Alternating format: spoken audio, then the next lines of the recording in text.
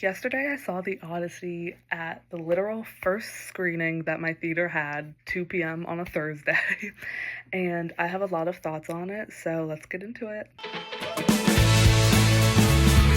So I really do want to make this like concise and well organized because I have a lot to say about this movie. I'm very passionate about the Odyssey. Where's my copy? I love the Odyssey so much. There's a reason why it's so relevant after 3,000 years. I just think, first of all, I thought the movie was great. Like, I really do. But I still think there were a lot of flaws with it. I think a common sort of critique of Christopher Nolan's films is that they are masterfully made and beautiful to look at and just like engaging, but they lack a certain depth and heart to them.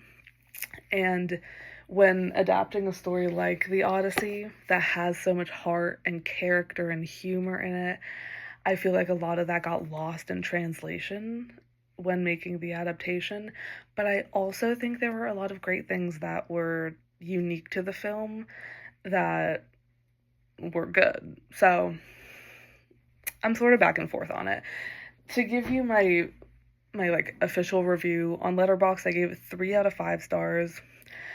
I would say, like, compared to my other 3-star films, I enjoyed it much more than 3 stars, but purely from like an Odyssey fan as like an adaptation, I had to knock some points off just because.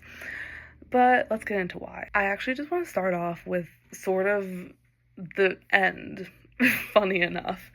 But really sort of like the arc throughout the movie that I didn't really see until the end, I guess.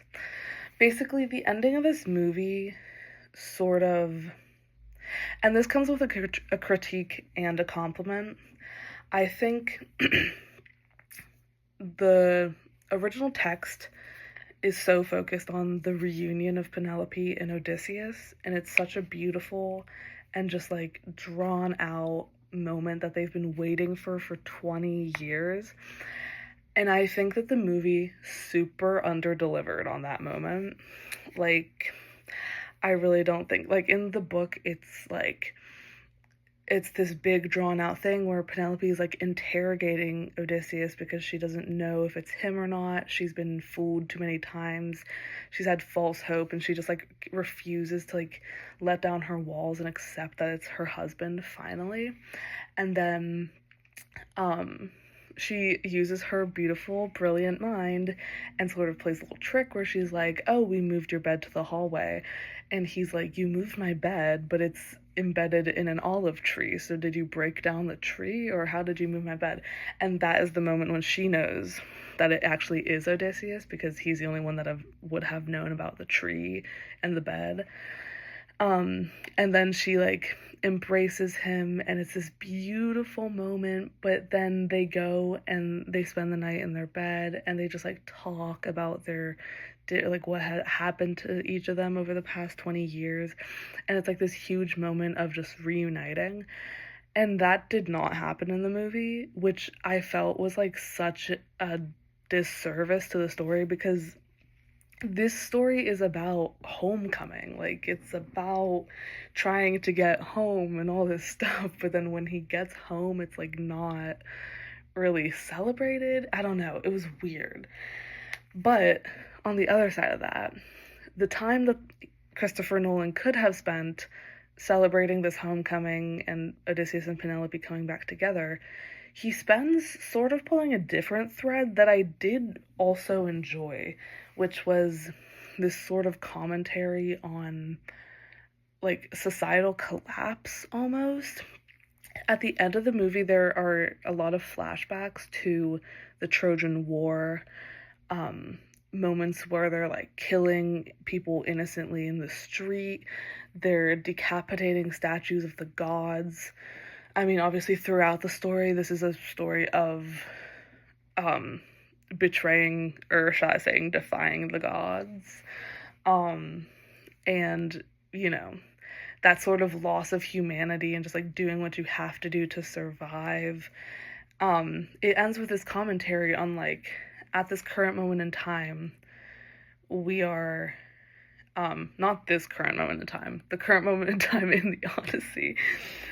Odysseus is basically like, we are falling apart. This war has just like destroyed a lot of civilizations, but like he's back now and they're going to begin to rebuild essentially. And then that sort of thing is meant to be a commentary on our modern day about like people turning against each other, not treating each other as humans. Like quite a beautiful commentary. And I do really enjoy that because I think that sort of point is the reason why these epics and these ancient mythologies are so relevant today. Because, people are like, well, why do we read the Odyssey? Why do we read the Iliad? All of this stuff. And it's because of this point. Like, they are thousands of years old, but they teach these lessons that are increasingly relevant in our modern day. That's why they're so famous. So, I really did enjoy that ending, but I also think, like, there should have been more of just a moment to, like, give Penelope and Odysseus a moment to just like be alone together and like reunite. It was like weird. Like he was like about to die. I genuinely thought they were gonna kill Odysseus in that moment. I was like, wow. But because I believe there are some translations, I guess, or versions where Odysseus does die, I think. There's times when like he goes mad and then Penelope and Telemachus go away, I think. So I don't know. I was like, oh, is he doing like a different translation right now? But he didn't. They just like rode off into the sunset together, which I did think that was cute. But yeah. So I'll just start with some moments in the movie that I thought were like very, very good. This film had like specific sequences that were just like really captivating to me, or like visual effects, little things like that. First of all, I think everything with this Trojan horse going into Troy, the ambush, all of that, I thought that was so cool. As a personal stan of the Iliad, I controversially might like the Iliad more than the Odyssey. I love the Iliad. Seeing that was so cool because, fun fact, like the Trojan horse isn't even in the Iliad, but it's obviously like such an iconic part of like the Trojan War and how it ends and all that stuff. And I just thought seeing that was so awesome. So there's that. I think, what else was a moment I really liked? The Cyclops, okay, Polyphemus, Polyphemus, however you want to say it. The design of Polyphemus was so cool. Like, I was so obsessed with that. I think the whole scene of Polyphemus was really well done, just like eerie, like a horror movie, and I thought that was really cool. The way he was just like picking men up and just like chewing on them. Ooh. And the eye being like sideways, I thought was so awesome. And they like humanize him too a little bit as well, with him like crying out for Poseidon. Like, oh my god, so good. So I thought that was tea. I thought every moment with Athena was really cool. The way that she would just like appear was awesome. I did kind of wish in the book Athena is constantly like a bird and then she appears as a woman, or she's a woman and then she like turns into a bird and flies away. And I selfishly would have loved to see that, but I do think that would have looked a little goofy. So whatever. But I thought the way she would just appear and how Odysseus was the only one that could see her, so cool. Oh my god, Agamemnon. Oh my god, Agamemnon. Like, maybe my favorite part of the movie, controversially, was just anytime Agamemnon was on screen, which is crazy because I hate Agamemnon. If you've read the Iliad, he is just like brat central, and I don't mean that in like brat. I mean that as like he's icky. Like just thinks he's everything, thinks he's number one. But the portrayal of him in this movie was so cool. He has this huge build and then this huge like mask on, or helmet on, that just like he hardly had lines. And I had, when he took his mask off, I was like, okay, whatever.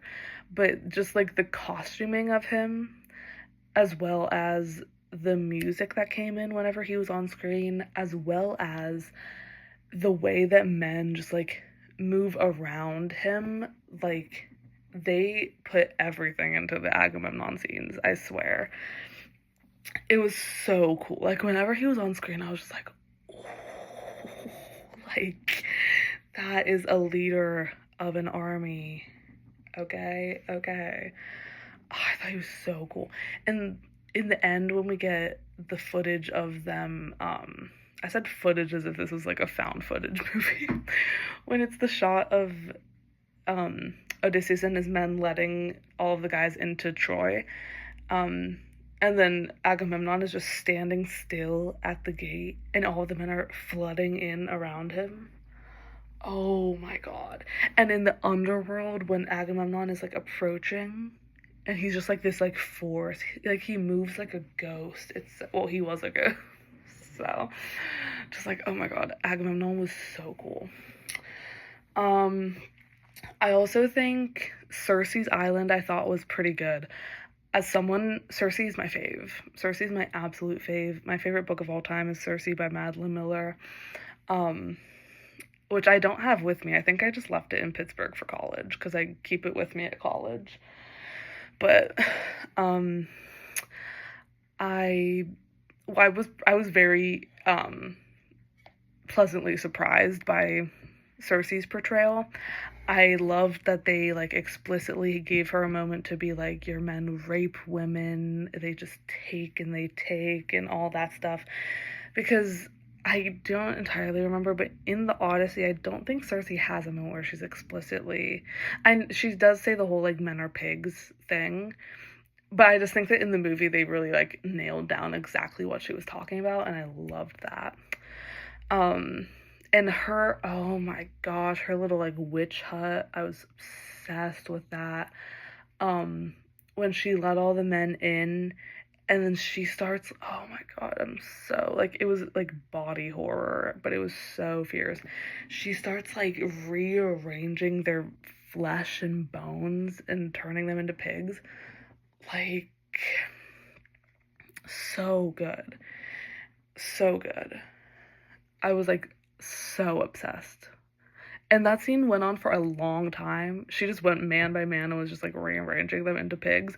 And I was just like, thank God, I'm obsessed. I'm obsessed. Yeah. So loved her. I do think like we could have gotten a little more of her like after the whole pig thing. Because she isn't evil. She's just a witch.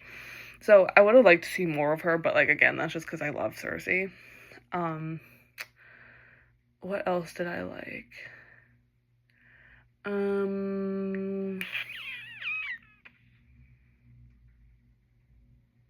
don't know. Hold on.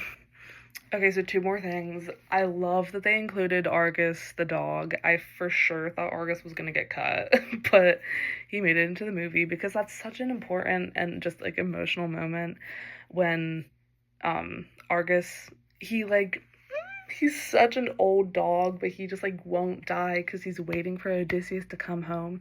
And then finally when Odysseus does come home, he's disguised, but the dog recognizes his smell and then dies. It's too much. So I love that they had Argus in there. And then also the best scene in the movie, well, maybe not the best scene. I think the best scene was like what happened in Troy. But maybe a runner up was the, after they eat Apollo's like chosen cattle or Zeus's cattle or whoever, the cattle. And then they go on the seas and it's like where all of the men die, essentially, other than Odysseus. That scene was so good and like immersive in the theater. I like the way that the lighting was, it was like almost strobe lighting because it was like the lightning, and then we were just getting like flashes of what's happening, and then it would go dark, and then it's just like these horrible waves and like the water just coming at them, and it feels like it's coming at you. It was so immersive, and just like knowing that all of those guys are gonna die right there, just like knowing what's coming. So good. Now I would like to do a bit of a critique and talk about the hot topic on everyone's tongue, which is how Christopher Nolan writes women. So I felt like first of all, obviously the Odyssey is so old, and women are not like the most respected in the Odyssey, except like they like are a little bit. And I did not feel that at all in this movie. Like the Odyssey, out of all Greek literature from antiquity, sort of has like a standout like gold star for how it portrays its women. It's not feminist by any means, but it is like women are displayed as like being in positions of power. There's like Arete, who is not in the movie for whatever reason. Um, so like Arete, who is like the queen of Phaeacia, who is like Odysseus needs to like win her favor because she's that important in order to get her help sailing home. Um, who else? I mean, I thought Penelope's portrayal was okay in the movie, like more good than bad. But I do think she's more smart and like cunning and scheming in the poem than she is in the movie. Um, who else is there? Oh my God, Helen. I'm so sick. They slimed Helen. Helen in the book is this powerful woman. She has like returned from Troy. She's like back. She has like an air of, remorse for what had happened, but ultimately it's like not her fault, and she sort of understands that. But in the movie, she is like absolutely like she's treated like the disgrace of Sparta, but that's like absolutely not like what the tea is. Like in the poem, Menelaus, and Helen are like a team. Like they are the king and queen of Sparta. They are not like enemies in the way that they're portrayed in the movie. Like it was just like really, I think the portrayal of Helen was absolutely the worst, because it was just like it's like the characters are written for you, Christopher Nolan. How do you mess that up? It's like he took this strong leading female and was like, what if she was diminished to a shell of herself? And for him to have that, but then like not include Arete, so there's like none of that, and then Penelope is diminished a little bit as well, and she's obviously not fully able to lead.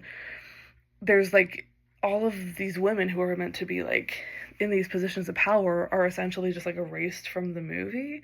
So that is like a main reason why I didn't like this movie as much. Like as beautiful as it is and as great, like whatever, it's missing the soul and the heart of the movie. I also think like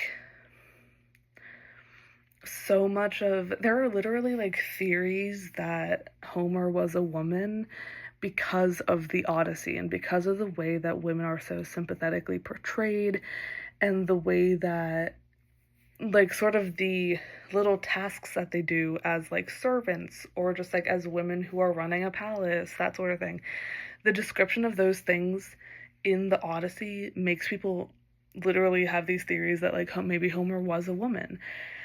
But all of those were like sort of erased. Like this touch of like the domestic mm, like appeal, I guess, of this story was like erased in the movie. And I think that goes back to the whole reunion of Odysseus and Penelope being so like muted and just like diminished. It didn't feel like that was a focus of the movie, although like the returning home and like the home as the center of their universe, that didn't feel like what was happening in the movie to me. Um and also just like the other female characters, like Odysseus' mom, Anticlea, and I think that's how you pronounce it. Anticlea maybe. I think it's Anticlea. Not in the movie. There's this whole moment in the book, and I mean Laertes, Odysseus' dad, isn't even in the movie. Um, there's a moment when they go to the underworld, which is in the movie, but in the book, Odysseus sees his mom, or at least hears about his mom, maybe from Achilles or something, which also Achilles isn't in the movie for whatever reason. Um, and he finds out that his mom like died of like heartbreak from Odysseus being gone, and it's such a sad moment. And then the book literally ends with Odysseus going back to his father and revealing himself to his father and all this stuff. But like neither of those moments were in the movie. But going back to the women, Nausicaa isn't in the movie. My girl Nausicaa, I literally like that's sickening to me. I need like Nausicaa is like I'm obsessed with Nausicaa, and she wasn't in the movie. Nausicaa is the daughter of Arete, so neither of them, like none of Phaeacia's in the movie, which I thought was a mistake, but whatever.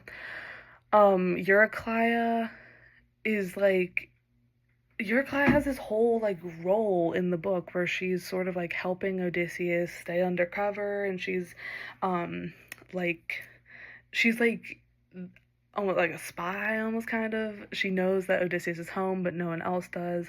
And so she's sort of like doing his inside work. Like she gets all of the women out of the room before the slaughter, like all this stuff.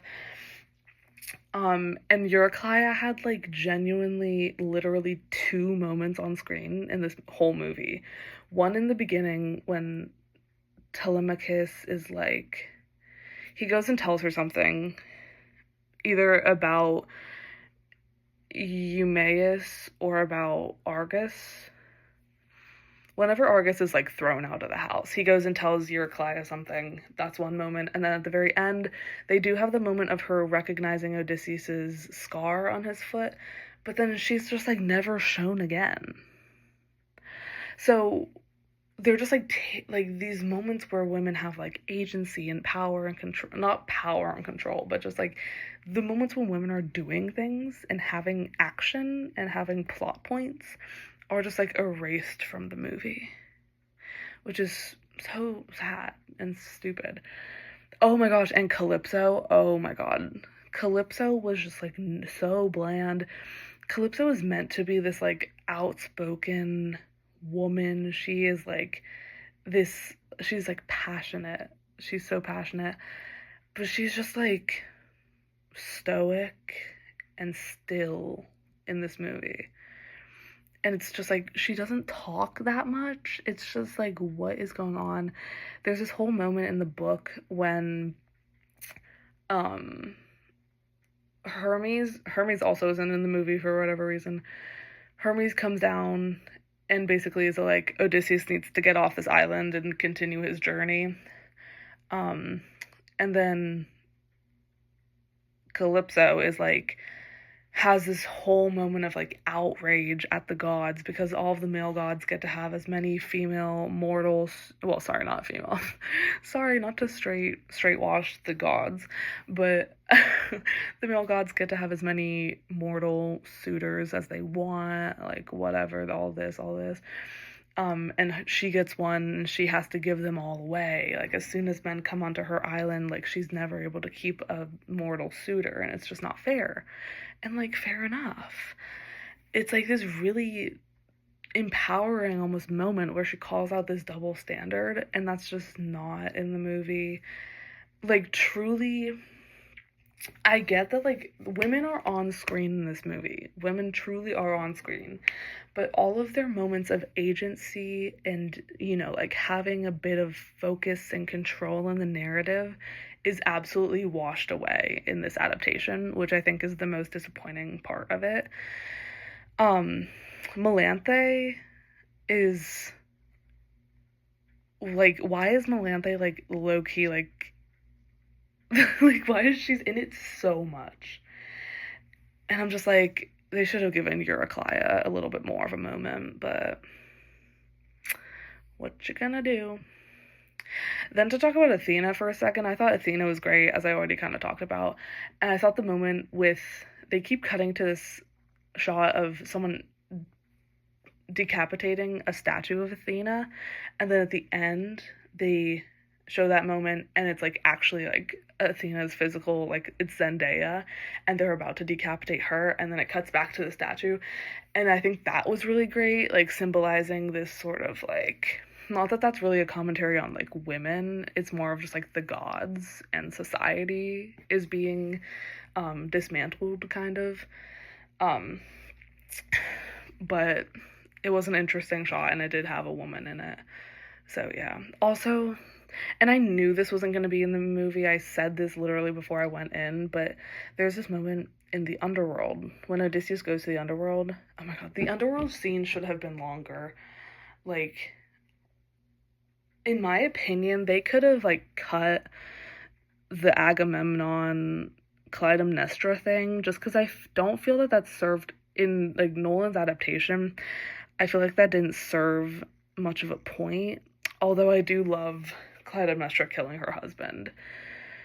But it just felt like the whole point of that scene is Agamemnon going to Odysseus and being like, don't be too trusting of your wife, she might kill you when you go home, and like be weary when you go home. But it just didn't really like feel like that came out very clearly. And so I think they could have cut that, and they should have included some of the women in the underworld, because there was no women, it was all just like an army of men. But in the book, there's this whole moment where a bunch of women come out from the underworld, and they're like telling Odysseus all of their stories, and it's like this great moment. Not in the movie. Yeah. It's just like, it's like Nolan was reading the Odyssey and was like, what's important? And to him, the women just weren't important, I guess. I guess so. There was something else I was gonna say. Oh, this isn't women, but it's queer, so I'll put it here.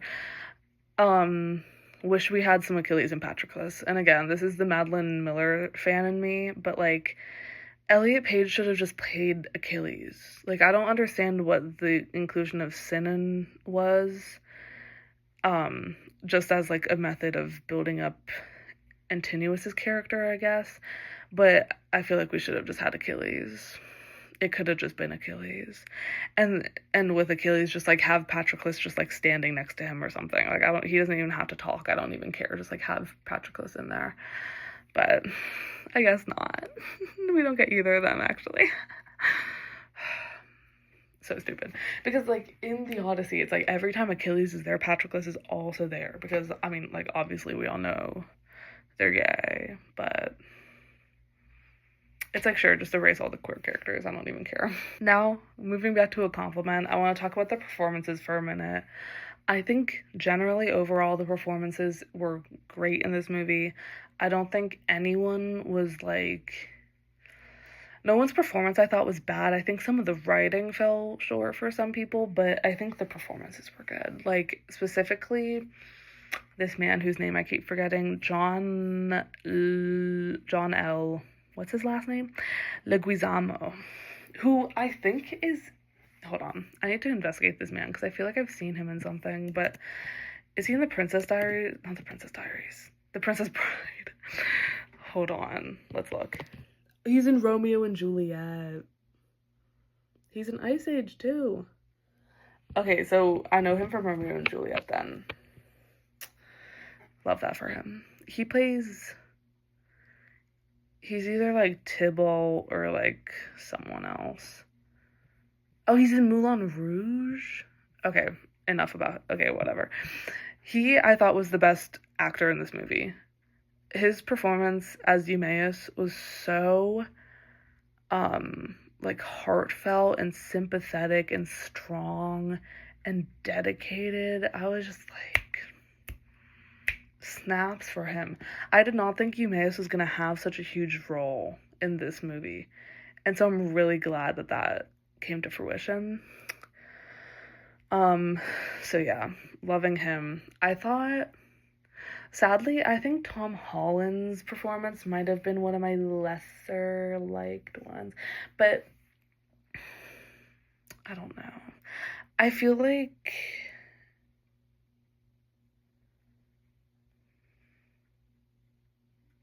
I don't even know what to say about it. There's like a lot of, I feel like he played him younger, and I liked that. Like, I don't have a problem with him being younger, more of like a, he's just like the son, whatever. Um, and I think people complained about like the writing of like him saying dad and mom instead of saying mother and father. I actually thought that added to it a lot as well, being like more cash, you know. He's just a guy. He's just a boy. Ew.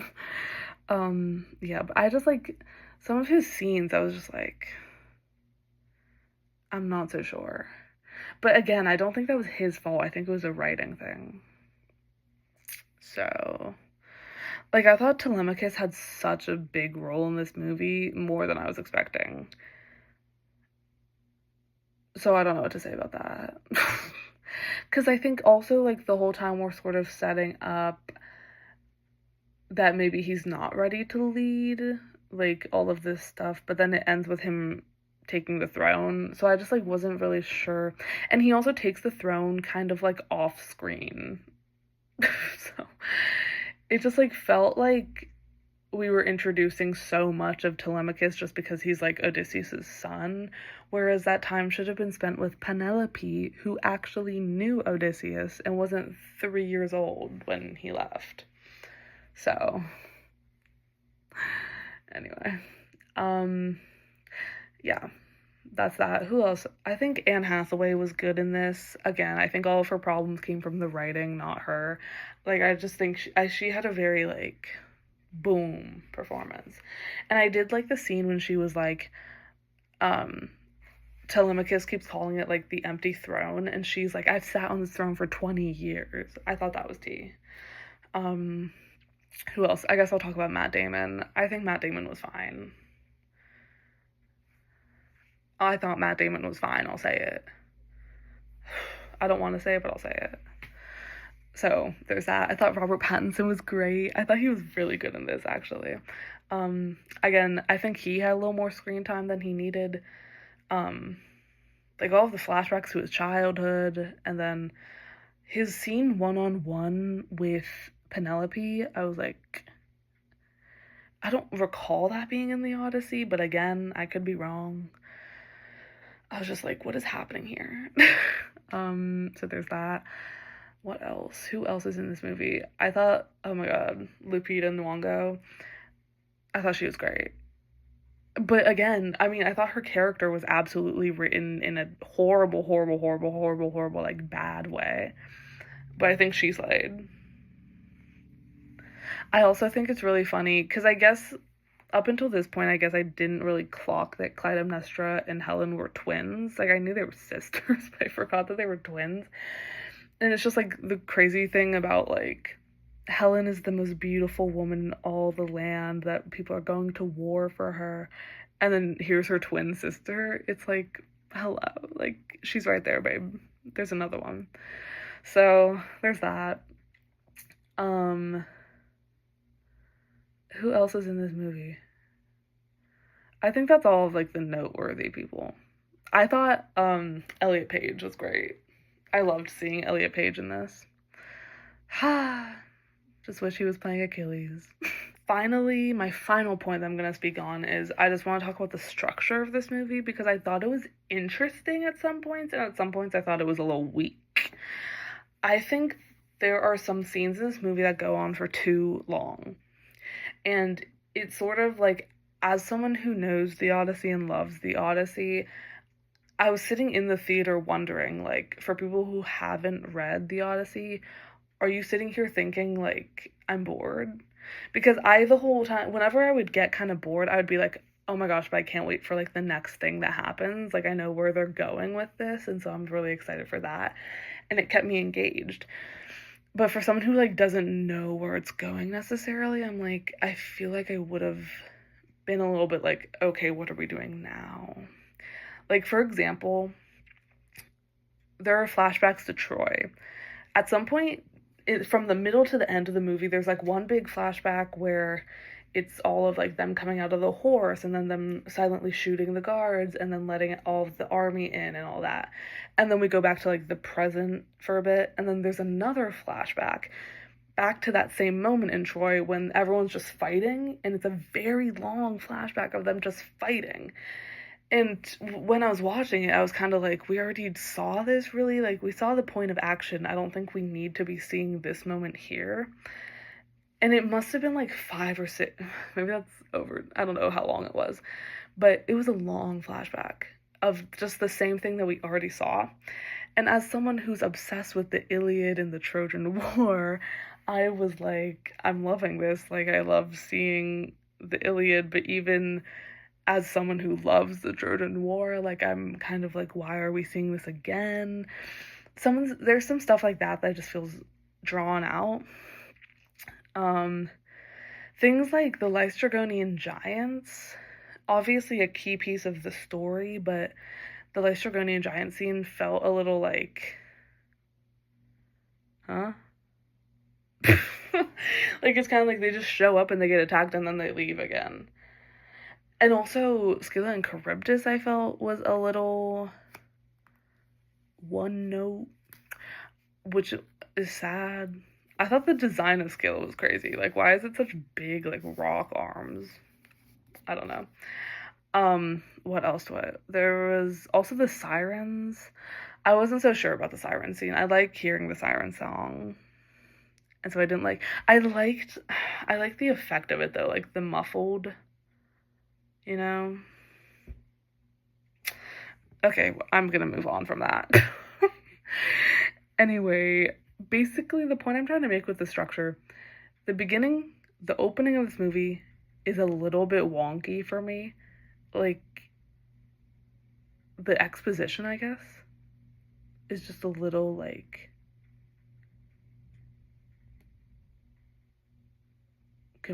not confusing, but it just like takes a long time.